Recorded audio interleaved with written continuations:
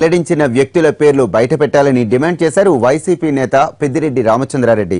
హైదరాబాద్కు చెందిన వ్యక్తి 13,000 కోట్లు చెల్లించాడని, చంద్రబాబు అనగానే మంత్రులంతా ఆ సొమ్ము జగందే అంటూ బురదజల్లే ప్రయత్నం చేస్తున్నారని విమర్శించారు. నల్లధనం వివరాలు వెల్లడించిన వ్యక్తుల పేర్లు తెలిస్తే బయటకు చెప్పాలని టీడీపీ నేతలకు పెద్దిరెడ్డి రామచంద్రారెడ్డి సవాల్ విసిరారు. ఈ నల్లధనాన్ని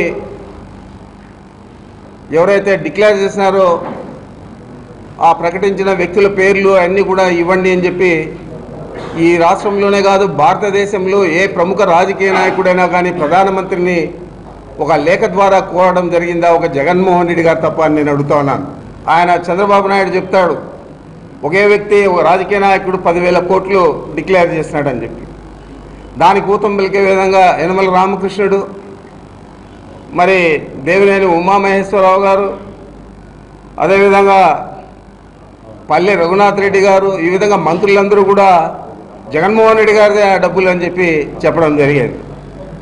మీరు మద్దతు ఇస్తూ ఉన్న ప్రభుత్వం కేంద్రంలో ఉంది, కేంద్ర ప్రభుత్వం దగ్గర ఈ వివరాలన్నీ కూడా ఉన్నాయి.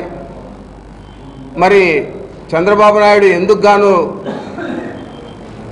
ఆ విషయాన్ని జగన్మోహన్ రెడ్డి గారి మీద చెప్పారు.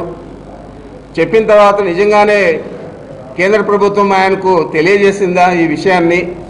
తెలియజేసింటే ఆ వివరాలన్నీ కూడా మీడియా ముందు ఉంచాలి.